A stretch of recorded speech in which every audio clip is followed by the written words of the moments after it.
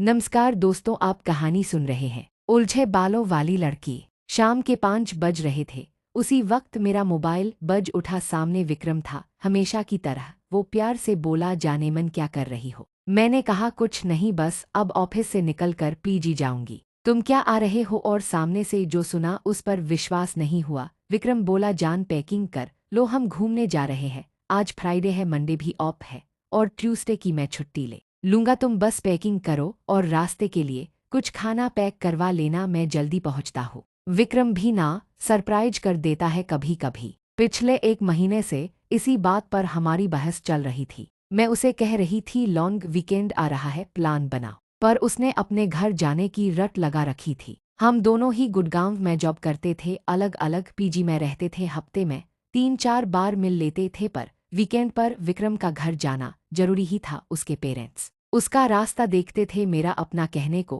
कोई नहीं था इस दुनिया में। चाचा ने बचपन में पाल दिया, पढ़ा लिखा भी दिया। अब जब वो नहीं रहे तो मैं उनकी फैमिली में एक अवांछनीय सदस्य हो गई, इसलिए पिछले 2 साल से पीजी में रहने आ गई थी। यही विक्रम से मुलाकात हुई, और कब मुलाकातें प्यार में बदल गई पता ही नहीं चला। हम दोनों उम्र के 30 बसंत देख चुके थे। अब हमारे प्यार में लड़कपन नहीं था, एक गंभीरता थी, पर हम दोनों एक साथ लिव इन में रहने की हिम्मत ना जुटा पाए। खैर, यह तो हुआ परिचय। अब अपनी कहानी पर आती हूँ।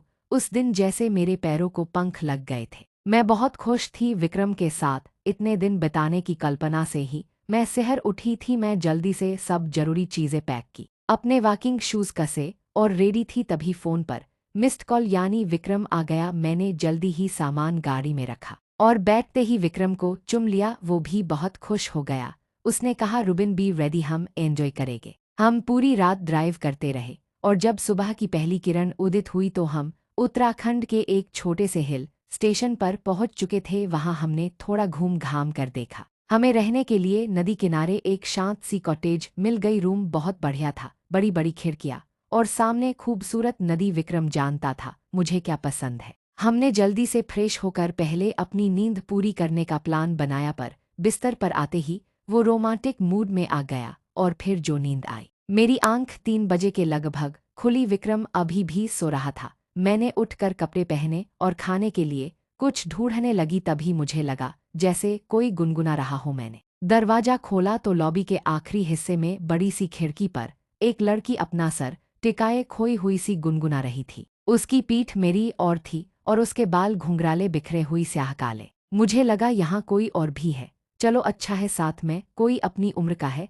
ट्रैकिंग में मजा आएगा। तभी विक्रम ने मुझे आवाज दी, जान कहाँ गई? और तभी उस लड़की ने मुड़कर मुझे देखा।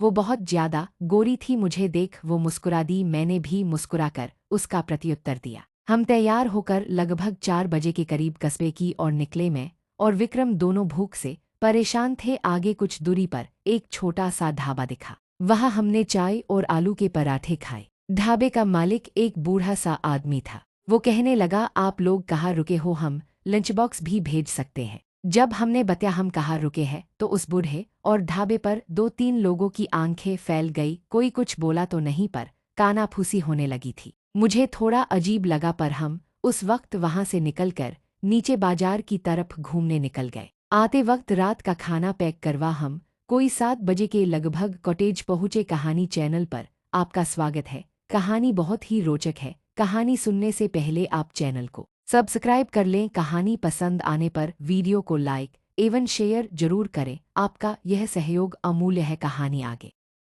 मेन गेट पर शिब्बू मिल गया। वो कॉटेज का केयर टेकर था। उसने बताया, यहाँ सिर्फ ब्रेकफास्ट और चाय काफी ही मिल सकती है, पर पीछे की तरफ किचन है जहां आप खुद खाना बना सकते हैं। विक्रम उससे आसपास घूमने की जगह पूछने लगा, और मैं रूम की तरफ बढ़ चली। लॉबी पर पहुंचते ही मुझे ठंडी हवा का एहसास हुआ। मैं चाबी अभी की होल में लगा ही रही थी। मुझे साथ के कमरे से धीमे संगीत की आवाज आई, बहुत ही मधुर पर उदास सा। मुझे अचानक वो लड़की याद आ गई। पीछे पीछे विक्रम था। वो कहने लगा, अंदर चलो, यहाँ क्यों खड़ हो, एक राउंड और हो जाए। उसकी आंखों में शरारत थी। मैं बस उसकी आंखों में खो गई। मैं उससे दीवानों की तरह प्यार करती थी। मेरे लिए सिर्फ वो ही तो था उसका प्यार, जिस शर्त पर मिले मुझे मंजूर था। उस रात मैं बहुत सुकून से थी विक्रम की बाहों में। बाहर किस पहर बारिश शुरू हो गई थी, पता ही ना चला। मुझे प्यास लगी थी। फोन उठाकर देखा तो रात के 2 बज रहे थे। बारिश की रिमझिम और रात का सन्नाटा अलग ही दुनिया लग रही थी।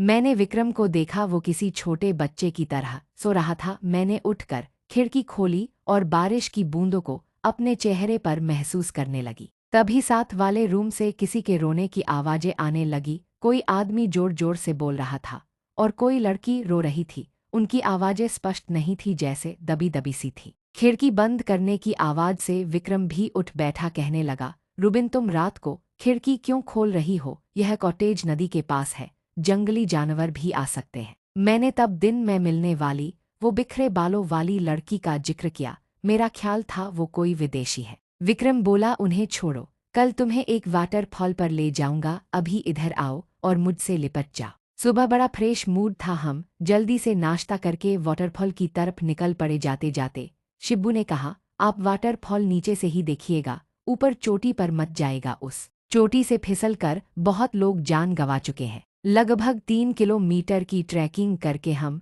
उस वाटरफॉल तक पहुंचे। वहां काफी चहल पहल थी, पर्यटकों के साथ साथ लोकल लोग भी थे। संडे जो था वाकई बहुत खूबसूरत जगह थी। हम भी वहां फोटो लेने लगे। वहां पर एक छोटा सा लड़का लगभग जला हुआ पतीला, मैगी और कुछ कोल्ड ड्रिंक की बोतलें लिए बैठा था। विक्रम ने उसे कहा, मैगी के साथ साथ चाय पिला सकते हो? उसने हाँ में सर हिलाया। विक्रम उससे बातें करने में व्यस्त हो गया। मैं कैमरा ले थोड़ा और ऊपर को चढ़ने लगी। एक पतली सी उबड़ खाबड़ पगडंडी सी थी जो वाटरफॉल के साथ साथ चल रही थी। मुझे लगा जहां विक्रम बैठा है उसके शॉट ऊपर से जा कर लिया जाए, वाटरफॉल की बढ़िया पिक्चर आएगी। अभी थोड़ा आगे ही बढ़ी थी कि अचानक वो उलझे बालों वाली लड़की मुझे अपने आगे दिखाई दी। वो बहुत तेजी से आगे बढ़ रही थी। मैं लगभग भागते हुए उसके पास पहुंची। मैंने हाथ आगे बढ़ाया ही था को वो पलटी। मैं सकपका गई। मैंने कहा, हेलो। वो मुस्कुरा दी। मैंने बात आगे बढ़ाते हुए कहा, आर यू अलोन हियर? उसने ना में सिर हिलाया। उसका चेहरा गोल और बहुत गोरा था, पर आंखें एकदम काली, उसके बालों की तरह। वो बेहद खूबसूरत थी। मैंने उससे पूछा, वेयर आर यू फ्रॉम? इस बार वो धीमी आवाज में बोली, मैं भी भारतीय ही हूँ। मैंने कहा, ओह मुझे लगा आप विदेशी हो। वो हल्के से हंस दी। तभी मुझे ढूंढता हुआ विक्रम आ गया। मैंने परिचय करवाया, मैं रुबिन और मेरे हस्बैंड विक्रम। मैं झूठ बोल गई। उसने अपना नाम सारा बताया। विक्रम ने चाय पीने का ऑफर दिया पर उसने मना कर दिया। वो चोटी की ओर बढ़ चली। जाते जाते विक्रम ने उसे भी केयरफुल कहा। वो पलटी और मुस्कराते हुए हाथ हिला दिया। हम लगभग 2 घंटे वहीं बैठे रहे पर सारा वापस नीचे की ओर नहीं आई। मैंने कहा, चलो बाजार घूम आते हैं, पर विक्रम का मूड कुछ और था। हम वापस कॉटेज पहुंचे। वापसी के सारे रास्ते विक्रम शरारत करते हुए आया था। कभी गले लगा लेता, कभी चुम लेता, कभी गोदी में उठा लेता। मुझे लग रहा था काश यह वक्त यही रुक जाए, हम हमेशा यही रह जा। जब मेरी नींद खुली विक्रम बिस्तर पर नहीं था। मैं कपड़े पहनते हुए उसे आवाज देने लगी पर कोई जवाब नहीं आया। विक्रम कहीं भी नहीं था। तभी बाहर लॉबी में कुछ आवाज आई। मैंने दरवाजा खोला तो विक्रम बाहर उस खिड़की के पास खड़ा था जहां मैंने सारा को पहली बार देखा था। उसी तरह सर टिकाए हुए बाहर देखते हुए। जनाब कहाँ खो गए? विक्रम पलटा और बोला। मुझे कोई उदास सी धुन सुनाई दी। उसका पीछा करते करते यहाँ आ गया। साथ वाले दरवाजा हल्का सा खुला हुआ था। मुझे जिज्ञासा हुई, सारा वापस आई कि नहीं। मैंने देखा तो रूम बिल्कुल खाली था। पलंग पर एक भी सिलवट नहीं, पर्दे लगे हुए। मुझे लगा सारा शायद चली गई। हमने डिसाइड किया आज डिनर खुद ही बनाएंगे। विक्रम ने शिब्बू से चिकन और वोडका ले आने को कहा। हमने कॉटेज के आंगन में आग जलाई, साइड में ही चूल्हा मंगा लिया। वोडका देख शिब्बू भी हमारे साथ बैठ गया। मैं चिकन पकाने लगी। रात बढ़ती जा रही थी। शिब्बू 2 पेग लगाने के बाद सेंटी हो गया था। कहने लगा, बाबूजी हमें भी दिल्ली ले चलो, अपने पास रख लेना, सेवा कर देंगे। विक्रम उसे समझने लगा, अरे तुम तो जन्नत में रहते हो, यहाँ काम भी कम है, आराम से रहो। आज तो कॉटेज में हम अकेले ही गेस्ट हैं। शिब्बू ने कहा, साहब पिछले कुछ महीनों से आप ही अकेले गेस्ट हो। मैं और विक्रम एक दूसरे की शक्ल देखने लगे। हमने कहा, अच्छा एक कपल और भी था हमारे साथ वाले रूम में। आदमी को तो देखा नहीं, पर लड़की से मैं कॉटेज और फिर वाटरफॉल पर भी मिली। क्यों झूठ बोलते हो? शिब्बू का चेहरा सफ़ेद पड़ गया। वो कुछ नहीं बोला। विक्रम ने कहा, क्या हुआ? शिब्बू अपना गला साफ करते हुए बोला, साहब मैं अपनी माँ की कसम खाता हूँ आप यहाँ अकेले ही गेस्ट हो। आप आ गए नहीं तो मैं खुद अपने गांव जाना वाला था। मैंने कहा फिर वो लड़की कौन थी, कहाँ से आई? शिब्बू ने बतिया इस कॉटेज के बारे में बहुत कहानियां फैली हुई है। यह बहुत पहले अंग्रेजों के ज़माने में किसी साहब बहादुर का घर था और यहाँ कुछ मौतें हुई थी। तब से आसपास के लोग यहाँ आवाज़ें सुनने लगे, कभी कोई उदास सी धुन, कभी लड़की के गाने की, कभी रोने की। मेरा यह सुनकर खून जम गया था, पर शिब्बू हमें सांत्वना देते हुए बोला, साहब मैंने तो आज तक ऐसा कुछ देखा ना सुना, मैं तो रोज़ यही रहता हूँ, कभी कुछ नहीं देखा। डिनर जैसे तैसे निपटा के हम दोनों रूम में आ गए। विक्रम मुझे ढाढ़स बंधाते हुए बोला, चरसी है, कहा इसकी बातों में आ रही हो। पर अंदर से वो भी डरा हुआ लग रहा था। वोडका उतर चुकी थी और नींद भाग गई थी। मैं और विक्रम इधर उधर की बातें करते हुए टाइम बिता रहे थे। रात के 10 बज गए थे। बारिश शुरू हो गई, उसने माहौल को और बोझिल बना दिया था। बातें करते करते हम कब सो गए पता ही नहीं लगा। रात के किसी वक्त मुझे लगा जैसे मेरे ऊपर कोई झुका हुआ है। मैंने आंखें खोली तो सारा थी। सारा कंधों से पकड़ कर मुझे उठा रही थी, मेरा नाम बार बार पुकार रही थी। उसकी आवाज़ किसी कोने से आती हुई लग रही थी। मैं हड़बड़ा कर उठी। सारा मेरा हाथ पकड़ कर मुझे खींचती हुई अपने साथ ले जाने लगी। डर के मारे मेरे गले से आवाज़ तक नहीं निकल रही थी। मैंने पीछे मुड़कर देखा, विक्रम बिस्तर पर ही था। सारा मुझे साथ वाले कमरे में ले गई। उस कमरे की शक्ल ही बदली हुई थी। हॉल के कोने में बड़ी सी चेयर पर एक अंग्रेज रोबीला सा आदमी बैठा हुआ वायलिन बजा रहा था, उदास धुन। उसकी आंखें बंद थी। सारा उसके पैरों के पास जाकर बैठ गई। वो रोने लगी। सारा ने उसका हाथ अपने हाथ में लिया और कहने लगी, please Albert, don't go, don't leave me. पर उस आदमी पर कोई फर्क नहीं पड़ रहा था। सारा का चेहरा लाल हो गया था। अचानक वो आदमी खड़ा हुआ और मेरी ओर बढ़ने लगा। मैं जड़ थी, जैसे मेरे आंखों के सामने कोई पिक्चर चल रही थी। तभी सारा के हाथ में ना जाने कहाँ से बंदूक आ गई थी। सारा फिर बोली, अल्बर्ट स्टॉप।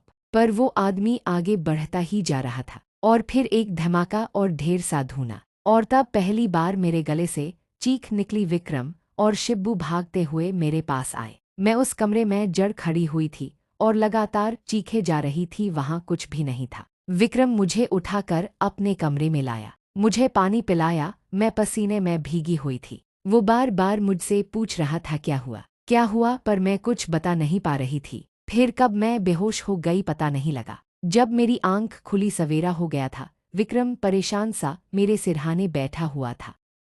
कहानी सुनना एक अच्छी आदत है और आपकी रुचि में बहुत ही गहराई है। अगर अभी तक आपने चैनल को सब्सक्राइब नहीं किया है तो चैनल को सब्सक्राइब करें और कमेंट बॉक्स में कहानी कैसी लगी जरूर लिखें। तो आगे बढ़ते हैं। रूम के दूसरे कोने में शिब्बू दीवार से सर लगाकर ऊँघ रहा था। मैंने उठने की कोशिश की तो विक्रम ने मेरी मदद की। ऐसा लग रहा था जैसे मैं सदियों से बीमार हूँ, बहुत कमजोरी लग रही थी। शिब्बू को विक्रम ने काफ़ी बनाकर लाने को कहा। फिर मुझे बाहों में भरते हुए कहा, क्या हुआ था रुबिन, तुम रात को वहाँ क्यों चली गई थी? मैंने सारी बात बता दी। विक्रम सुनकर सन्न रह गया। उसने जैसे तैसे पैकिंग की, मुझे सहारा देकर तैयार करवाया और हम निकल पड़े कॉटेज से। जैसे जैसे दूर जा रहे थे मेरे शरीर में जैसे जान आती जा रही थी। हम बाजार में पहुंच गए। विक्रम ने उस छोटे से ढाबे पर गाड़ी रोक दी। वो बुढ़ा चाय बना लाया। विक्रम और मेरी सफ़ेद शक्ल देखकर वो बोला, साहब हम तो पहले ही दिन आपको बताने वाले थे, पर शहर के लोग ऐसे बातों को कहाँ मानते हो। फिर जो उसने कहानी सुनाई वो इस प्रकार थी। यह बात उस जमाने की है जब अंग्रेज भारत छोड़ कर जाने वाले थे। यह कॉटेज अंग्रेज अफसर अल्बर्ट केथ की थी। उसकी फैमिली इंग्लैंड में थी। वो लगभग 40 साल का हट्टा कट्टा आदमी था। कुछ साल पहले वो बंगाल से एक एंग्लो इंडियन लड़की सारा को अपने साथ ले आया था। वो बेचारी उससे बहुत प्यार करती थी, पर जब अंग्रेज भारत छोड़कर जाने लगे तो अल्बर्ट सारा को छोड़कर जाने लगा। उसे वो साथ कैसे ले जाता? इंग्लैंड में उसकी बीवी और 4 बच्चे थे। सारा सारी जिंदगी जिसे प्यार समझ रही थी वो तो बस मन बहलाव था। उसने बहुत कोशिश की अल्बर्ट ना जाए, पर वो ना माना और फिर सारा ने उसे गोली मार दी और खुद वाटरफॉल से छलांग मारकर आत्महत्या कर ली। तब से ही उनकी आत्मा भटक रही है। मैं सारे रास्ते यही सोचती हुई आई कि क्यों सारा ने मुझे चुना? क्या वो कुछ बताना चाहती थी, मुझे इशारा करना चाहती थी? जब गुड़गांव करीब आने लगा तो मैंने विक्रम को कहा, क्या तुम भी मुझे छोड़ तो नहीं जाओगे? हमारे रिश्ते का भी तो कोई नाम नहीं। विक्रम मेरी और हैरानी से देखने लगा। वो कुछ नहीं बोला। जिंदगी वापस आकर फिर बिजी हो गई। एक शाम मेरा फ़ोन बजा। हेलो जानेमन, रेडी हो जाओ, मम्मी पापा आ रहे हैं। उलझे बालों वाली लड़की ने मेरी जिंदगी सुलझा दी थी। कहानी समाप्त हुई। आपको यह कहानी कैसी लगी कमेंट बॉक्स में लिखकर जरूर बताएं। धन्यवाद।